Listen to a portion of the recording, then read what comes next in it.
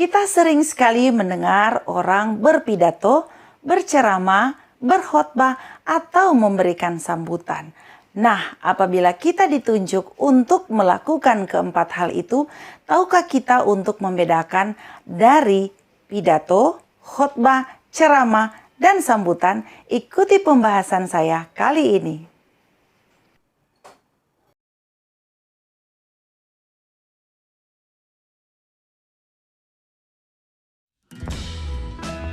Hai, ketemu lagi dengan saya Jenny Wenas. Kali ini pembahasan kita mengenai pidato, ceramah, khotbah, dan sambutan. Seringkali kita melihat atau mendengar orang membawakan pidato, ceramah, khotbah, dan sambutan.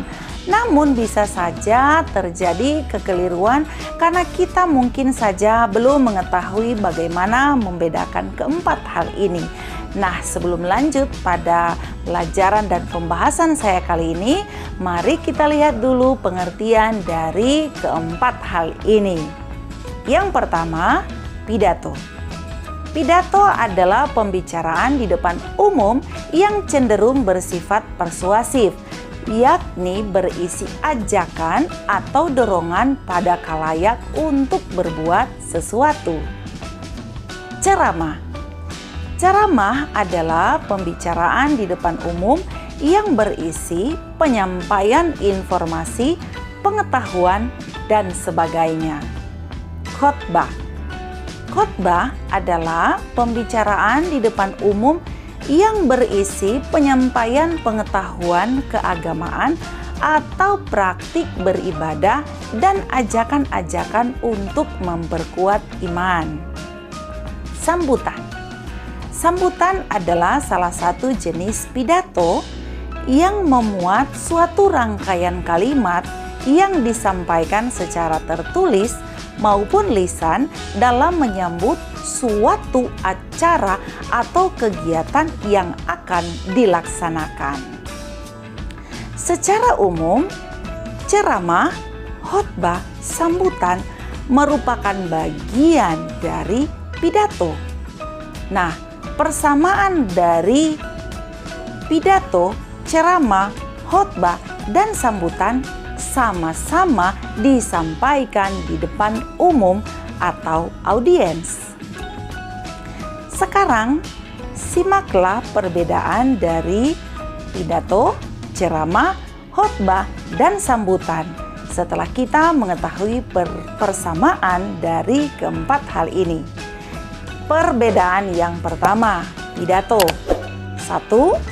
Topik pembicaraannya bersifat umum. 2. Ditujukan untuk seluruh kalangan. 3. Tidak ada interaksi antara pembicara dan pendengar. Kemudian yang keempat, dilakukan pada tempat tertentu sesuai dengan pidato yang kita bawakan. Berikut ceramah. 1. Topik pembicaraan bersifat pengetahuan. Yang kedua, ditujukan untuk kalangan umum jika ceramahnya adalah ceramah umum, dan ceramah agama jika dilakukan pada agama tertentu. Jadi harus yang seagama tentunya ya. Kemudian yang ketiga, ada interaksi antara pembicara dan pendengar. Keempat, ceramah biasanya di tempat ibadah atau kampus atau di tempat-tempat ibadah yang kita sering lakukan atau di seminar-seminar atau di ceramah umum. Khotbah. 1. Topik pembicaraannya tentang keagamaan tentunya ya. Yang kedua, ditujukan pada penganut agama tertentu saja.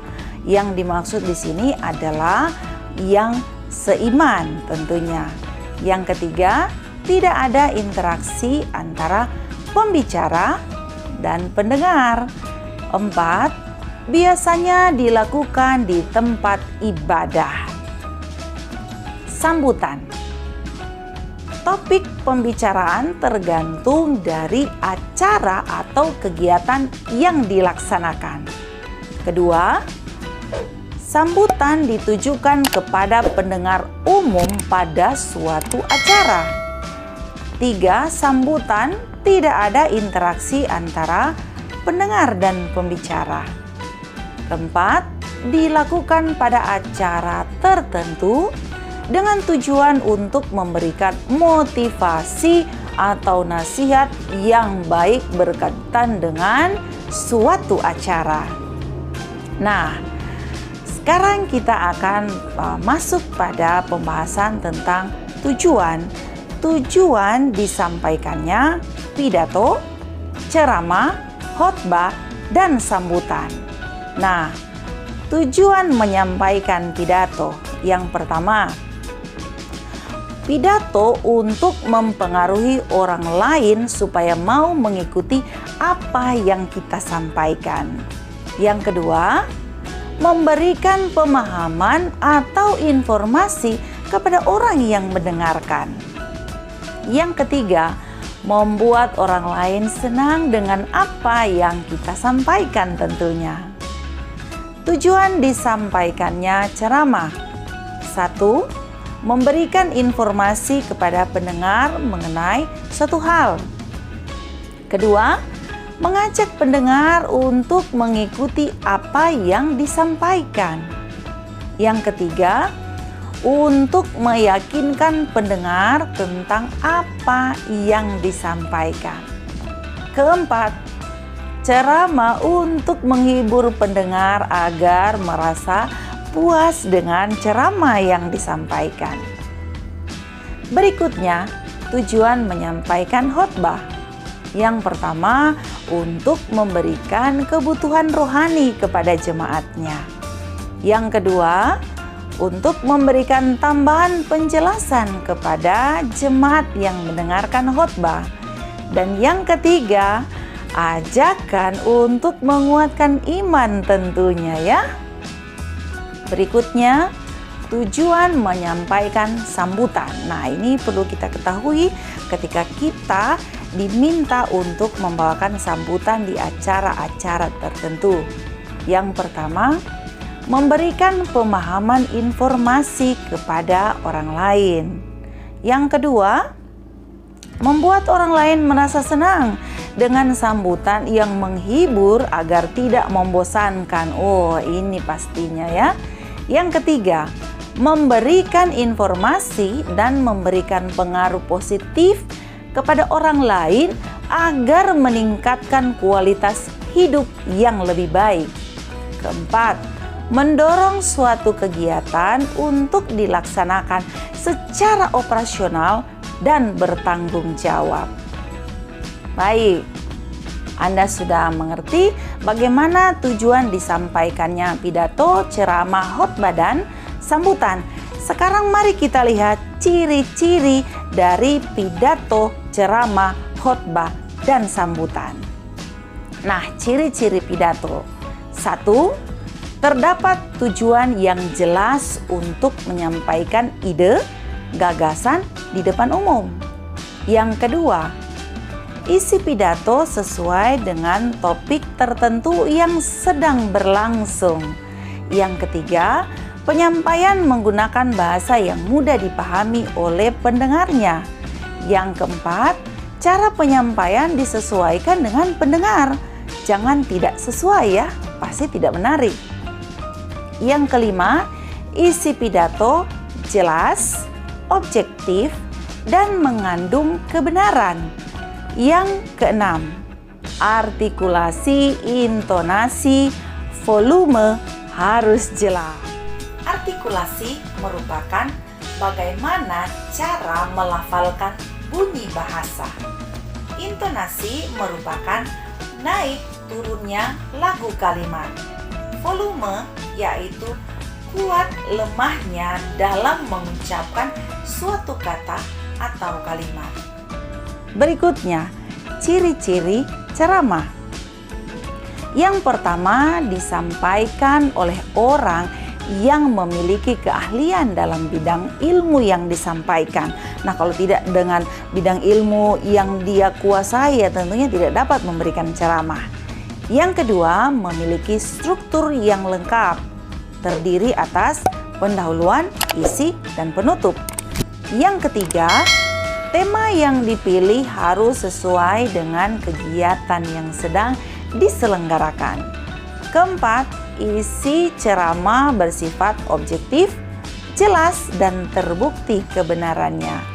Yang kelima, bahasa yang digunakan sopan dan mudah dipahami oleh pendengar. Berikutnya, ciri-ciri khotbah. 1. Menggunakan istilah keagamaan tentunya ya. Yang kedua, menggunakan kutipan-kutipan dari kitab suci, tergantung dari agama masing-masing ketika membawakan khotbah. Yang ketiga, tentu disampaikan oleh pemuka agama. Yang keempat, berisi ajakan untuk beriman dan bertakwa kepada Tuhan tentunya. Berikutnya, ciri-ciri sambutan. 1. Tujuannya jelas ketika kita mau memberikan sambutan dalam suatu acara. Yang kedua, cara penyampaian sesuai dengan pendengar. Yang ketiga, menciptakan suasana yang efektif dengan pendengar. Keempat, penyampaian jelas dan menarik. Kelima, intonasi, artikulasi, volume harus jelas. Nah, Anda sudah memahami penjelasan saya tentang persamaan dan perbedaan dari pidato, ceramah, khotbah, dan sambutan. Jangan salah ya, ketika Anda ditunjuk untuk menyampaikan pidato, ceramah, khotbah, dan sambutan. Sekian penjelasan saya mengenai pidato, ceramah, khotbah, dan sambutan. Eits, jangan dulu pergi. Jangan lupa like, subscribe, nyalakan lonceng, dan berikan komen yang positif untuk kemajuan channel saya. Sekian dan terima kasih.